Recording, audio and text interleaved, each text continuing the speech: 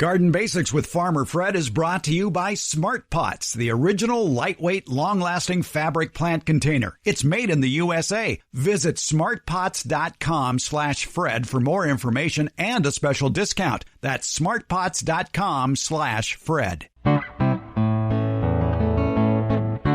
Welcome to the Garden Basics with Farmer Fred podcast. If you're just a beginning gardener or you want good gardening information, well, you've come to the right spot. In many parts of the country, it's garlic planting time. And our answer to a garlic growing garden question today took a long scenic bypass in which Debbie Flower and myself talk about many aspects of growing backyard garlic. Plus, we talk with fruit tree expert Phil Pursel about growing and harvesting persimmons, another crop we look forward to this time of year. And we continue our series of You Grew It and Now Eat It rants with Master Gardener Kathy Morrison, who has fall recipes for your cooler season backyard crops, especially apples. We're podcasting from Barking Dog Studios here in the beautiful Abutilon jungle in suburban Purgatory. It's the Garden Basics with Farmer Fred podcast, and we're brought to you today by Smart Pots and Dave Wilson Nursery. Let's go. We like to answer your garden questions here on the Garden Basics podcast. Debbie Flower is here, America's favorite retired college horticultural professor. I think you're here. I'm here. I'm here. All right. I showed up. All right. You know what time it is? It's garlic planting time. It is for us, yes. Yeah. Right around, if anybody celebrates it, Columbus Day. No, that's good. I look at it as baseball playoff time. Oh, okay. Baseball playoffs is also the time for shucking the popcorn. Okay. Do that. It's good to hook these things, to some event so that you do it at the right time each year. Of course, garlic planting time would vary upon where you live. If you live in a colder climate, you would do it sooner, possibly in late September, early October. Absolutely true. And as you go to warmer climates, it's a little bit later, Would you determine when to plant it based on nighttime temperatures? I do baseball playoffs. Okay. But you're right. It's all about what that bulb needs as far as colder temperatures in order to thrive and develop a new bulb. From what I understand, hardneck bulbs require, and they call this vernalization as far as that period of coldness, which isn't that cold, really. No, it's not compared to other things that need to be vernalized. Yeah, yes. It's like 40 degrees or thereabouts. Yes. Hardnecks need it more than softnecks. That's why softnecks are a cinch to plant in like USDA Zone 9. Right, where we are. I mean, I've never ever think about vernalization. I just go ahead and plant.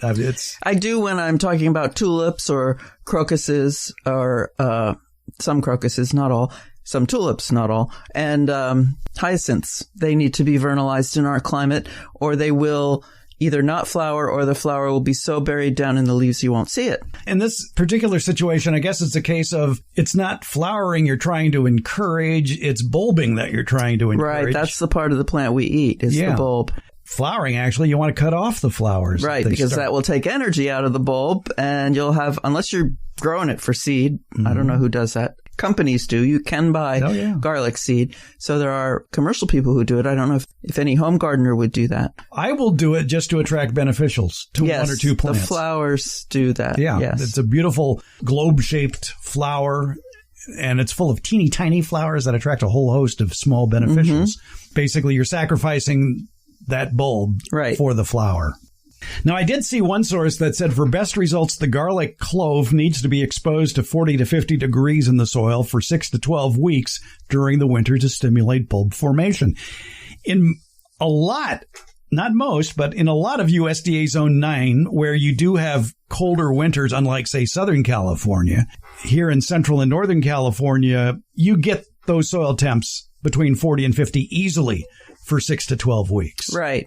In Hawaii, I just read a publication from the university there, and they say that the garlic needs to be vernalized for 1 to 2 months at 40 degrees. And so that would be putting it in the refrigerator. Right. For 1 probably to 2 the months. crisper.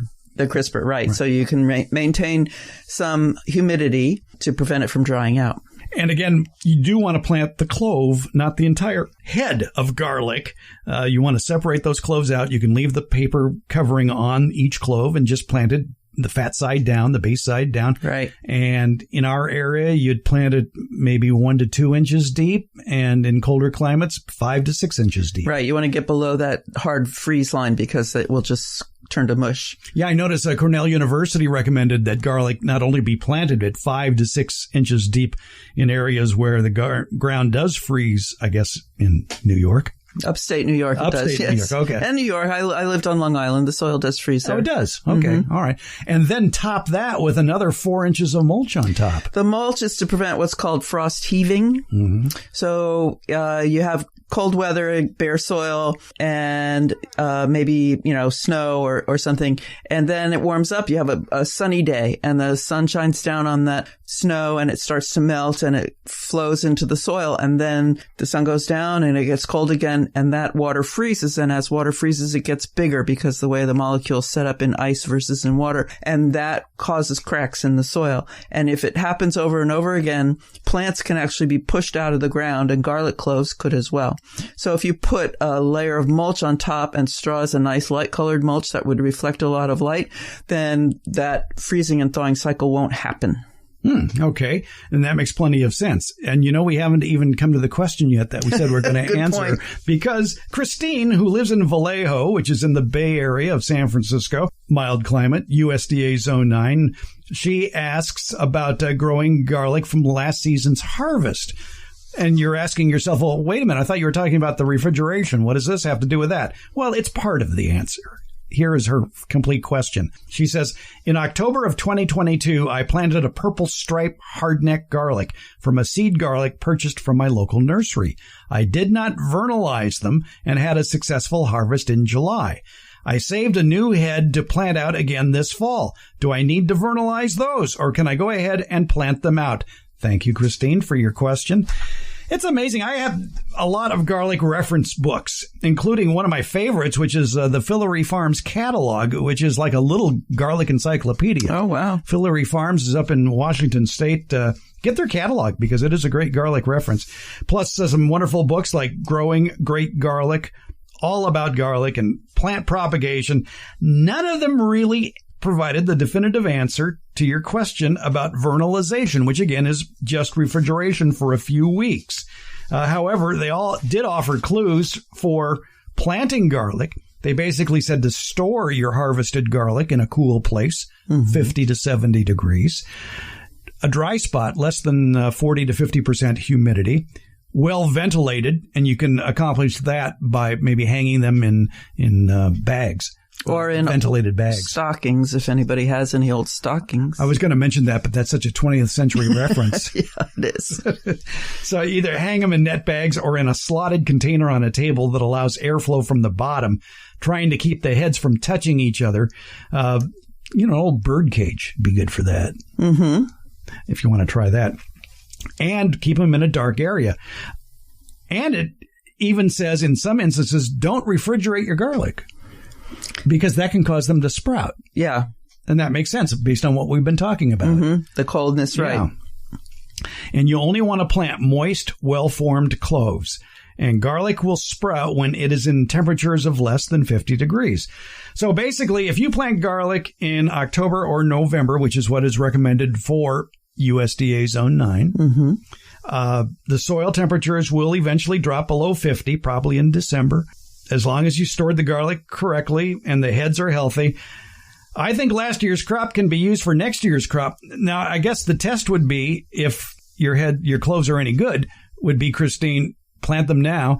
And if you don't see any green growth, say by December, you can go ahead and try again. An easier way might be to take them. We used to do this in class and just, moisten them. You can suspend them in a jar or a glass with the bottom touching the water, and they will, if they're alive, they'll start to grow pretty quickly. It's only a couple of weeks. Okay, so you keep them in a jar and only like a half inch of water or so in the jar? Doesn't have to be deep. It could be a bowl. We did, though, like you do with an avocado seed, the 3 toothpicks and hang it over.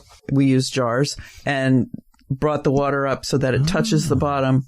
The bottom is where the roots will arise. Right. That's the basal plate. The fat bottom. Yeah, the flat bottom, the fat, flat bottom. And then if you start to see roots there, you know it's alive.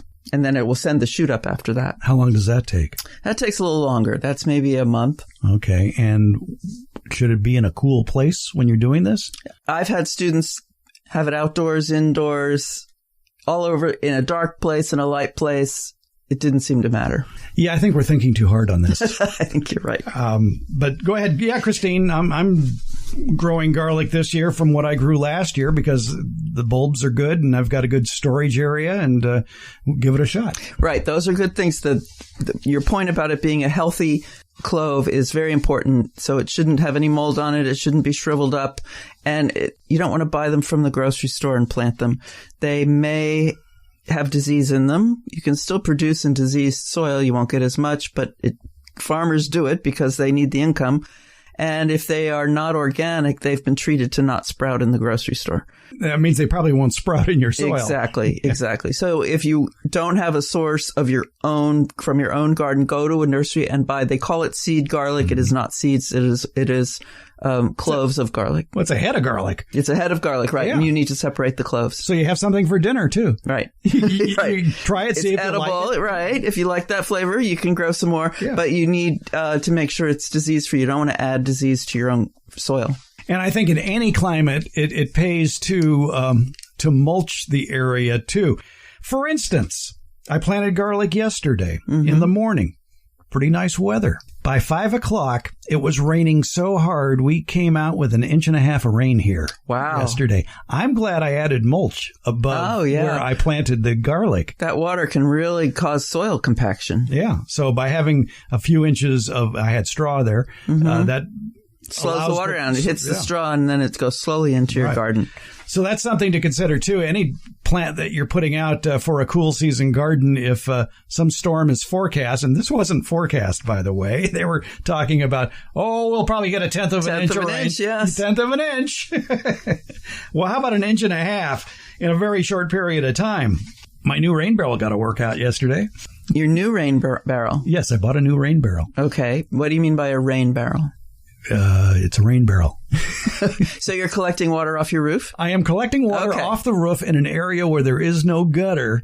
So it's just pouring off the side of the house. And in the past, I have been catching it with a wheelbarrow. Oh, wow. And then moving that very heavy wheelbarrow it would be heavy. to dump the water someplace else. So I figured, well, why not use a rain barrel? With a spigot on the bottom? Spigot and a hose. All right. Bottom, and an overflow valve, too. Perfect. Well, I hope so. We'll see. And how do you keep mosquitoes out? There is actually a screen that you put over the top that allows the water to go through, but it's a very fine mesh screen, so mosquitoes can't get in. Perfect. Yeah. Well, like I say, we'll see. Yes, it's in test stage. Because water, when it falls off the roof, because there is no gutter, is at the mercy of the wind, which can blow that flow left or right a considerable distance. And a barrel, the width of this top of this barrel, the diameter of the barrel at the top might be 2.5 feet, maybe. That's pretty big, actually. Well, it's okay, but the wheelbarrow was easily 3.5 feet, and much wider as well. So that was easy to collect wherever the water was going to fall. You just put a lot of buckets around the outside of the rain barrel. Collect them there. Yeah, or more wheelbarrows. All right. Anyway, Christine, go ahead and plant your garlic. Tell us how it worked out. You're planting garlic, aren't you? I am. Right, yes. Good. Some that my nephew grew in his organic garden. What kind? I don't know. It's a soft neck. Soft neck garlic. Okay. Yeah. What is the difference between a hard neck and a soft neck? Well, soft neck garlic has a mild flavor and softer stems, softer above ground parts, ultimately. And it can be stored up to a year. And that's the kind we commonly get from our grocery stores. But there is hardneck garlic, which has a shorter shelf life, only 3 to 4 months, and has some subtle flavor differences. With my palate, I probably couldn't tell, but there are, I'm sure, other people for whom that would make a difference. And it can't be braided because the above ground parts are stiffer than the below ground parts. And the hardneck garlic produces a spiral in its stem at the end where the scape forms. The scape is like a bud, a flower bud. And you want to take that scape off, and so that the energy goes back into the bulb. And the hardneck also, you can eat some of those stems when they first come out of the ground. Use them as seasoning. You could eat the scapes too. You can eat the scapes, too. Yeah, you've done that, haven't you? Yeah, chop it up, put it in a salad. Mm-hmm. Yeah. It has a spicy-ish flavor. Yeah, a bit spicy, but in small quantities, it's palatable. A nice addition. Yeah, and again, by doing that, you're redirecting the energy of the plant back to making a bigger bulb, and the bulb won't get as woody. Right. All right. Well, there's everything you ever wanted to know about garlic. Christine, thank you for your question. Debbie, thank you for your answer. You're welcome, Fred. Smart Pots. It's the original award-winning fabric planter. It's sold worldwide, and Smart Pots are proudly made 100% in the USA. Smart Pots, by the way, are BPA-free with no risk of chemicals leaching into your soil, your herbs, vegetables, and other edibles. That's why organic growers prefer Smart Pots, and they last for years. Some gardeners have been using the same Smart Pots for over a decade. Smart Pot's breathable fabric creates a healthy root structure for plants. Because the fabric breathes, Smart Pots are better suited than plastic pots, especially for really hot and really cold climates. And unlike a plastic pot, the fabric won't crack or break from frost or when dropped. For more information, visit smartpots.com/Fred. And don't forget that /Fred part, because on that page are details of discounts when you buy Smart Pots at Amazon. Visit smartpots.com/Fred. If you're looking for a stunning fall plant that's very tasty, one of the best edible ornamentals for a November-December harvest are persimmons. And there are a lot of great persimmon varieties out there, and it's a very versatile fruit as well. We're talking with Phil Pursel of Dave Wilson Nursery. And Phil, persimmons, I guess, could be divided into two categories, the astringent and the non-astringent. Talk a little bit about the non-astringent varieties, such as the Fuyu. Those are the type that you can just go ahead and pick right off the tree and eat them as is, like the Fuyu, kind of like the apple types. The astringent are the ones that you need to have them completely ripen, or they give you a really bitter taste. And for people who are wondering if they're at the store or a farmer's market and they see two distinctly different persimmons, chances are that one is non-astringent and the other is probably astringent. Yep, exactly. So kind of like the classic non-astringent is the Fuyu persimmon, and it is shaped like an apple. It's flatter and it's hard. And the astringent is the most common one is the hachia, and that one is oblong, a little bit bigger, and that one needs really to soften completely before it's palatable. And some of the techniques used to soften the hachia that I've seen are people hanging them on clotheslines. Sure. Yeah, so hachia is one where it's, what they do is they hang them on clotheslines. They also peel them to kind of cure them that way. My mom, she was Japanese. We would throw them in the freezer, and that would work. Or just let them sit out and just let them soften up. The California rare fruit growers, in their descriptions about persimmons, make mention that with the hachia or other astringent varieties, that if you peel them and slice them and dehydrate them, they actually will be sweet. Now, I've never tried that, but if you want to experiment and sort of avoid the puckeriness of an astringent persimmon, you might try that. Yeah, definitely. I've never tried it before, but I've seen that done. And your description of a astringent persimmon is perfect. Unless you really, really tasted an astringent, persimmon, the puckeriness the bitterness is unbelievable. Once it softens, it is as sweet as can be. So it's a very unique flavor, difference between the two. There are a lot of great recipes online for working with persimmons, especially the non-astringent varieties like the Fuyu. They make delicious cookies. You can dry them, and they're a tasty treat. And just a lot of great ways to use that non-astringent persimmon, including just eating it raw. Right. It's, like right now at the nursery, our Fuyu persimmons are devoid of leaves, right? They've gone through their beautiful orange coloring. I'm looking at one right now, and we have a completely deciduous tree, and it's just loaded with the orange fruit, just like, a little ornament hanging out there. And what we do during this time of year when we're out digging our trees, if you want a snack, we just go up to our Fuyus pick them right off the tree and eat them. And it's they're delicious. It's sort of like a Christmas ornament, all the fruit hanging on the trees, and the birds would appreciate it too. Oh, sure. Yeah, absolutely. So what are some of the other non-astringent persimmon varieties in the Dave Wilson catalog that people might enjoy trying? So some of the other ones, there's the giant fuyu, which is it's just a larger fuyu persimmon. I personally don't think it's quite as tasty as the regular fuyu jiro, but the name giant fuyu people like. One that's really become popular, and simply because of the size of the tree, doesn't get quite as big as a regular fuyu, is the izu. So some people kind of think of it as a dwarf fuyu type of tree. The fruit comes on sooner than the fuyu, and the tree itself, just because of its growing habits, is a relatively smaller tree. Something that we really like that's kind of very unique is the coffee cake persimmon. It's a non-astringent, but it does need a pollinizer. The pollinizer for the coffee cake is the chocolate persimmon. But the coffee cake is the best way to describe the taste is it's almost like a cinnamon swirl type of flavor. I mean, it's really unique. And like I say, it's really early. So it's much sooner than the regular, probably a month sooner than the regular fuyu. The thing with the coffee cake is that it's been pollinized when the flesh itself is kind of marbled, light brown and orange. If it has not been pollinized, the flesh is it'll look like a regular fuyu persimmon. You bite into it, it becomes astringent.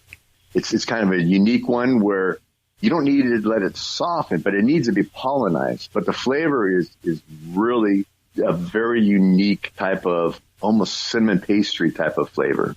Now, you mentioned with the coffee cake persimmon that it needs the chocolate persimmon as a pollinizer. Any other varieties work as a pollinizer for the coffee cake? We find that chocolate works the best.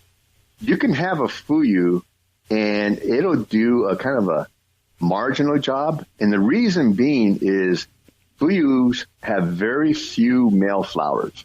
And that's why fuyus don't get seeds in them, because there's very few male flowers. So if you use that for the coffee cake, it just doesn't do a really good, thorough job of pollinizing. So that's why we like to tell people that's best for the coffee cake to have the chocolate go with it.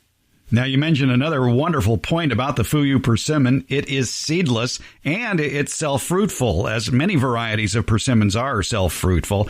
And I think that's why the fuyu is so popular, because of the lack of seeds, which can be rather daunting in some varieties. Yeah, absolutely. Let's put it this way. We grow a lot of persimmons. 75% of all the persimmons we grow are fuyus. And then the other 25 are broken up between hachia and the other variety. So it's the most popular.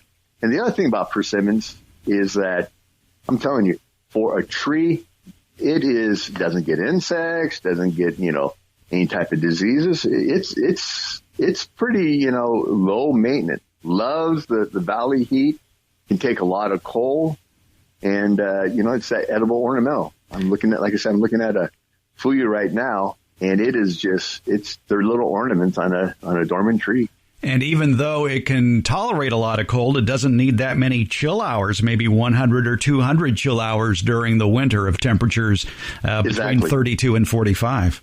Yeah. So the unique thing is that it does well down in Southern California on the coast, and it'll also do well in the foothill. So it's a very reliable, wide range fruit tree. Is it easy to maintain its size for the backyard? Can you keep it at 6 or 7 feet and still have a bountiful harvest? You really can. I have one actually in my backyard, and right now I've been keeping it around 6 feet. The persimmons, they produce off of the new wood that comes out, so it's easy to kind of keep it cut back, because all the new growth that comes out, that has all the flowers that will produce the fruit. So it's one that it's relatively easy to, keep for a regular backyard. Does it take well to summer pruning? It does. We like to stress summer pruning, because that summer pruning is a great time to go out there. And if your tree is getting too tall, just cut it back. just by nipping and keeping that, persimmon under control, you're not going to have to worry about getting into any of the fruit, and you're going to keep it manageable. And I imagine it does best in full sun. Full sun. Absolutely. So if you're looking for a fall taste treat, it's hard to beat the persimmons. You can keep it at a very nice size, 6 or 7 feet, and still have a kitchen full of persimmons for holiday gifts or just for munching. They're really a wonderful, tasty treat to have. Persimmons. Find out more by visiting the Dave Wilson catalog online at davewilson.com. And Phil Pursel, thanks for spending a few minutes with us and sampling some persimmons. All right. Well, thanks for having me on.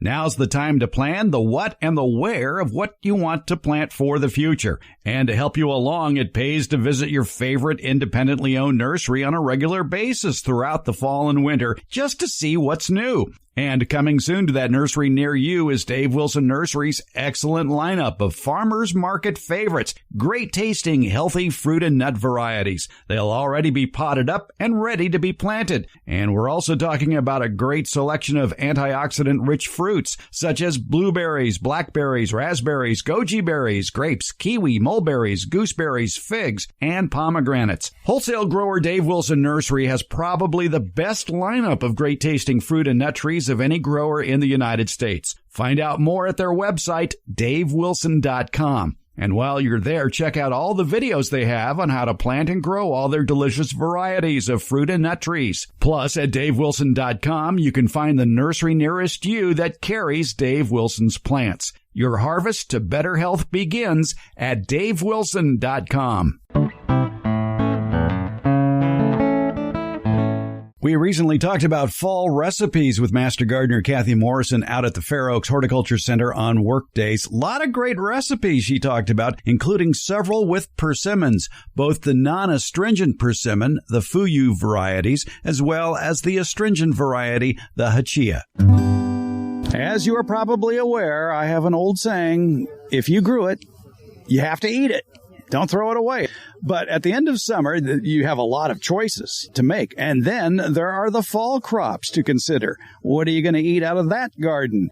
We are talking with Kathy Morrison, one of the authors of the Sacramento Digs Gardening newsletter. And they just came out with their free new fall cookbook, full of recipes of crops that you grow in your own backyard that can make for some very good taste treats. So you don't have to throw anything out or give it all to the compost pile or the worms. And Kathy, the fall cookbook has what crops in it that weren't in the summer variety? Oh, definitely persimmons, pomegranates. I don't think we did any apples during the summer because this is prime apple season. We also have pears, pumpkins certainly, and a variety of greens and things like that. But the tree fruit is what people get excited about. Yeah, especially apples. Everybody grows apples. And so other than learning to juggle, what can you do with all the apples that might be produced? Oh, we have apple pie cake. We have apple muffins, really lovely apple coffee cake. So, I mean, pretty much anything you can bake. Certainly, this is baking season as people get adventurous and turn on their ovens again. We also have a lot of persimmon. Debbie is a persimmon specialist, so we have a lot of persimmon recipes. Pudding. I know we have some scones in there. Just a lot of fun. The cookies. We have a whole section on cookies, which we did not have in the summer because who bakes cookies in the summertime? I know some people do. Yeah, my wife just made another batch of fig Newtons. Oh yeah, we have fig recipes in there too. Come to think of it, yeah. So lots of fun stuff. We have a whole section just of breakfast breads and coffee cakes. Because it's homier and people are inside more and, having that second cup of coffee and you have something nice with it. You mentioned Debbie. That would, of course, be Debbie Arrington, your co-writer on the Sacramento Digs Gardening blog. Getting back to apples, and you talk about recipes for baking apples. Sweet apples or tart apples, which are better for baking? This is going to sound silly, but I like sweet tart apples. Honey Crisps are excellent for baking. They have just enough tartness. Personally, when I make apple pie, if I can find them, I use Pippins, which are really tart, but that makes a really lovely apple pie. But that's an old type of apple, and it's hard to find. But a lot of people like Granny Smiths. I've found that if you mix them, you get a really nice range of things. If you do like a Honeycrisp and a Gala, and I made a coffee cake a couple weeks ago that's what I used a Honeycrisp and a Gala. There's a Sweet Tango out right now that I found that I really like also. So it's somewhere in the middle. All right. Persimmons, you mentioned, that is a crop that is yet to come here in California, probably towards, usually harvested here in the end of October, early November, depending on the weather. What can you do with persimmons? We like to dry them, dehydrate them, and just serve them as dried fruit. Definitely. They make lovely dried fruit, but you can, depending on which ones you like, if you like the crisp ones initially, when you can use those like apples. So I think we have scone recipes that use that. The hachiyas, which you have to let get very soft and jelly-like, I think is before you can use them. It makes wonderful pudding. That's one of Debbie's recipes. So there's a range of things depending on whether you prefer the crisp or it's soft, but you tend to spice them up. Right. The difference between the two, one is astringent, one is non-astringent. The hachiya being astringent, and like you point out, it doesn't really sweeten up until it's totally soft. And you can always find the persimmon aficionado in your neighborhood if you can spot their clothesline. If they have persimmons hanging from the clothesline, they're probably letting those hachiyas get soft. Probably. And you also have to make sure you have baking powder around, because that helps balance the acid in the persimmons. Yeah, those jelly ones definitely have fans. I'm not a fan of the jelly ones, but I know Debbie grows them, and so she uses them a lot. Yeah, and as you point out, the sweet persimmons, the non-astringent persimmon varieties, certainly can be eaten fresh, almost like an apple, or chopped up and put in a salad. Oh, they're lovely in salads. I really like that. It's a spinach salad with slices of that in it, with maybe a little bit of green onion or some shallots or something to kind of give it some contrast. Oh boy, is that a good salad. All right, well, let's talk about the color of salads, because that can really be a nice presentation. On the front cover of your e-cookbook for the fall season, there is this wonderfully colorful salad-like meal there. What's in that? That has just about everything we could find at a farmer's market. Debbie and I and our partners were on a trip to France last year, and we decided to make a Provençal salad, and that's it. It's got olives, it has little boiled potatoes, it has blanched green beans, it has tomatoes, it has just regular, just like lettuce greens. We did some hard-boiled eggs. It was astonishing. It was a lovely meal. We ate every bit of it.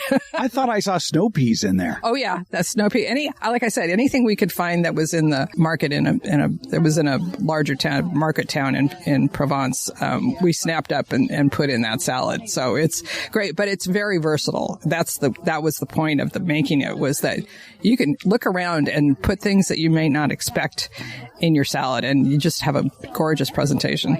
We should point out that, as I like to say, all gardening is local, but the Sacramento Digs Gardening newsletter has good gardening advice for just about anybody, because they cover a wide range of topics, because they produce that newsletter every day of the year. Yes, we do.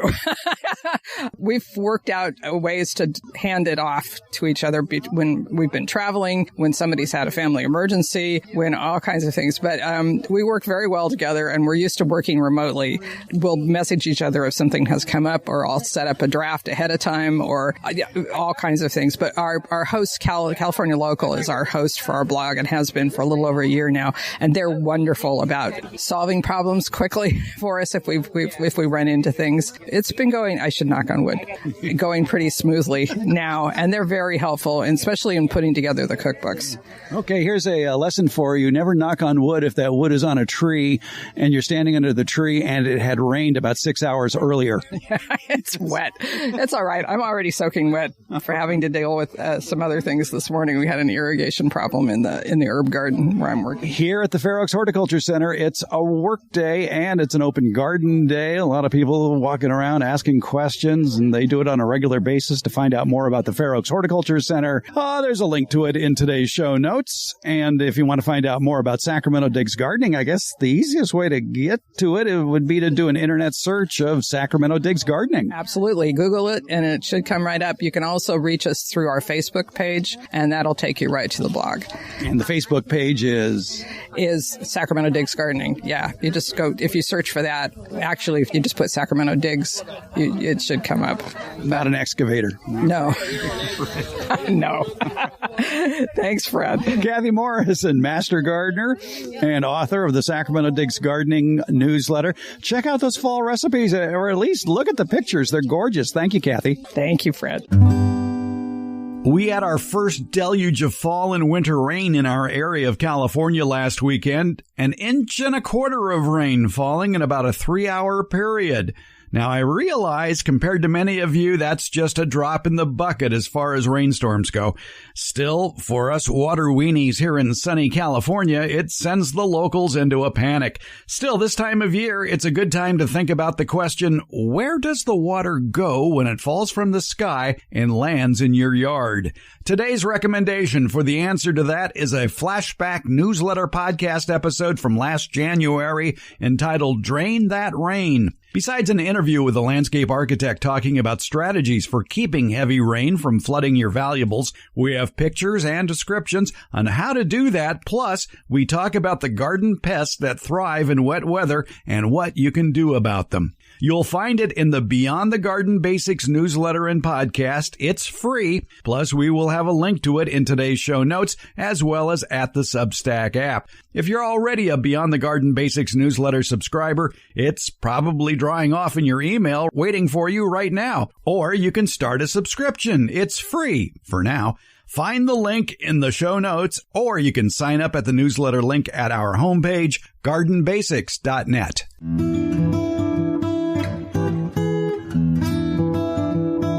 The Garden Basics with Farmer Fred podcast comes out once a week on Fridays. Plus, the newsletter podcast that comes with the Beyond the Garden Basics newsletter continues, and that will also be released on Fridays. Both are free, and they're brought to you by Smart Pots and Dave Wilson Nursery. The Garden Basics podcast is available wherever podcasts are handed out, and that includes our homepage, gardenbasics.net. And that's where you can also sign up for the Beyond the Garden Basics newsletter and podcast. That's gardenbasics.net, or you can use the links in today's show notes. And thank you so much for listening.